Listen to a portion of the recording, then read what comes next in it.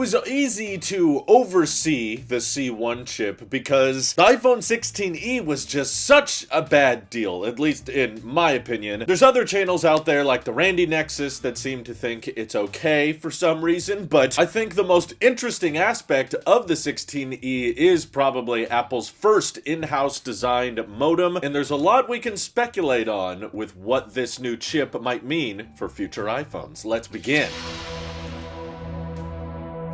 I think the biggest relief is that the battery life on the 16e is as good as it is, and I'll even admit, yes, that's probably a detail that I haven't highlighted enough in all of my non-stop rampages on how horrible of a deal the 16e is. Yes, I suppose if you're just insistent on having the best possible battery life, and you also really love the 6.1-inch form factor, and you're not interested in buying any third-party battery packs or just having more chargers around in general, then sure. I suppose I could see why some people are eager for the 16e. Battery life is fairly important for a lot of everyday consumers out there, but this was not because Apple was able to magically stuff more battery capacity inside the 16e. It mostly came to Apple bringing in-house something that used to be their biggest power draw on iPhones. I talked about this somewhat recently because when I was in Australia, I actually decided not to get an eSIM because there was so much public Wi-Fi available, and that meant that my iPhone was not having to rev up its 5G modems all the time. It was essentially in airplane mode for weeks on end, and I realized, wow, my battery life is substantially better when I don't have to rely on 5G connectivity, and that's probably because of the inefficiency within Qualcomm's modems. So now that Apple is ditching Qualcomm and slowly transitioning over to the C line of chips, it means that battery life can actually be substantially better, as now proven by the 16e. We still need to have some more real-world battery life tests. It's always kind of vague when it comes to how much longer will this new iPhone last compared to previous iPhones. Apple wants to highlight, audio playback and video playback, but that's not how people are really using their iPhone. So maybe Apple is over-exaggerating the battery benefits a bit, but it feels like they're comfortable enough in their claims that they're willing to radically redesign one of the iPhone 17 series, and that explains a lot about how the iPhone 17 Air is supposed to be as thin as it is. Before, we were all like, what the heck, this is just gonna compromise on battery life, why even make this? Now we understand, okay, Apple's C1 chip is going in the 17 Air, and that should unlock similar battery life to previous generation iPhones, but with an overall much smaller capacity, which is good sign, but I'm still a little skeptical just because I know those smaller battery capacities tend to wear out faster. That's why you see battery health deteriorate a bit quicker with Apple Watches and AirPods than you do with MacBooks or iPads, because typically the smaller the milliamp hour, the faster the degradation. But hopefully that's just me being a little bit too paranoid, but I think it should be worth mentioning that some of the battery life gains that we're seeing in the 16e and will likely see with the 17 Air, it does come a little bit as a compromise because the Qualcomm modems that are going away actually were a little bit more capable in regards to different 5G wavelengths. It's not a big deal if you're coming from a previous generation SE or you're coming from an iPhone 11 because, of course, those older iPhone models, they didn't support millimeter wave 5G anyway. But I think there's a lot of miscommunication going around this C1 chip already. I've seen people assume, oh, well, the battery life in the iPhone 17 Pro Max is gonna just double, right? Because they'll keep the battery capacity the same, but it will have this new C1 chip, right? Well, no, that's actually not what the rumors are saying. That's the little interesting tidbit here. The C1 chip is just rumored for the 17 Air. It's not rumored to come to the regular iPhone 17 or the 17 Pro or Pro Max. Those iPhones are still gonna have Qualcomm modems, mostly because Apple wants to prioritize that millimeter wave 5G support on the rest of the iPhone lineup. So the 17 Air is technically gonna have a little bit of a downgrade in regards to 5G connectivity if you're comparing it to something like, say, a 16 Plus or even a 15 Plus, because those had those more advanced Qualcomm modems, which is why I'm wondering if Apple is not even going to use the 17 number scheme at all. It's supposed to be kind of a new segment, a new form factor, a new generation of iPhone that's just built around being as thin and lightweight as possible. And maybe because they are just focusing on it being lightweight, that's why they're willing to compromise on so many things, like no ultra-wide wide lens, potentially no stereo speakers. That's been rumored. I really hope that ends up being wrong. And I know a lot of people are still confused by this form factor as a whole, but the good news is it should be under $1,000, 120 hertz finally on a non-pro iPhone. So if you're not as big into having lots of camera options, but you just like a big screen and you want the phone to be really lightweight, this does sound pretty decent for that demographic. I know those people exist, probably not so much outside the tech community. If you really care about the camera on your phone, the 17 is probably not going to be the best option going forward because it'll essentially have the same camera system as a 16E. Maybe slightly better image quality, but there's a good chance, just to keep the price low and to keep the weight down, they just transfer that one lens from the 16E and put it on the 17 Air. But I know a lot of you are wondering, what about the rest of the 17 lineup? Why wouldn't they get Apple-designed modems anyway? Well, the latest rumors are saying that Apple is needing more time to develop a higher-end version of the C1 chip that's capable of supporting the millimeter wave 5G connectivity, and because I think it's probably smart of Apple to not waste battery life and cost on wavelengths that not a lot of people appreciate. Like, if you're on Mint Mobile like I am, I never access millimeter wave 5G, and I'm totally okay with that. It's a very, very rare edge case of 5G support where literally it can be interfered with by a tree. You can go inside and lose the signal. There's only a handful of people that really are benefiting from this wavelength, but Apple is including that wavelength cost and that battery drain in pretty much all iPhones right now. And that's why I'm speculating that future generations of this C chip that we're probably going to see in the entire iPhone 18 lineup, they might not just call it the C2 chip. There might actually be different levels of modem technology, one that's meant for more advanced, higher wavelength use cases, and one that's meant for just everyday consumers. So I think the C1 chip is perfect for the use case of the 16E, just entry-level iPhone, E for economical, E for empty, E for efficiency, whatever you want to call it. The C1 makes sense, but in the future, as Apple wants to secure those faster speeds on those higher-end iPhones, they might call that a C2 Pro chip, or maybe they just keep the C1 chip around for a while. You know, Apple didn't touch the H series of chips every year either. That's why the freaking AirPods Max still has an H1 chip. But long term, allegedly, there are plans to integrate that modem into the A series of chips anyway. So right now it's separate, but long term, they might just build the A20 chip and the C2 Pro chip together. But my point is, there still might be wavelength differentiation between which iPhone model you buy, and that may sound a little complicated, but in my opinion, it's a good thing because it means if Apple can design a modem that gets you better battery life, but maybe the speeds are a little bit worse, that's perfect for everyday people who don't care because they're not opening a speed test app. They're using their phone for texting, FaceTime, checking email, watching some YouTube videos. No, you don't need millimeter wave 5G to do that, and you can get by just fine with having maybe 80% the speeds of what, say, an iPhone 16 gets right now. But once you're making a bigger, thicker, more expensive iPhone and you want it to have the best of the best cellular connectivity, sure, that's when you can spec up the chip a little bit and hopefully get speeds even better than what Qualcomm could achieve, thanks to it being all vertically integrated and in-house. But I just wanted to keep you guys updated on the timeline. The C1 chip is probably just going to be in the iPhone Air this year, but then the entire iPhone 18 lineup is rumored to switch to in-house design modems, but they're probably not going to be the C1 chip. It could be C2, or it could be like a C1 Pro level chip. Just another way to slap more pro marketing terminology on the iPhone and make people feel like they're missing out on things unless they buy the real good one. So what do you guys think of Apple's in-house design modems? What do you think the future entails? Are you excited that these chips might find their way into MacBooks soon? Why the heck can't MacBooks have cellular already if the iPads are good enough for Qualcomm? Just put it in the MacBook app. Anyway, thank you to everybody supporting this channel directly. It seriously helps us out a ton, as does just watching these videos. So thanks again. This is your Apple Shape here, and I will see you all in the next one.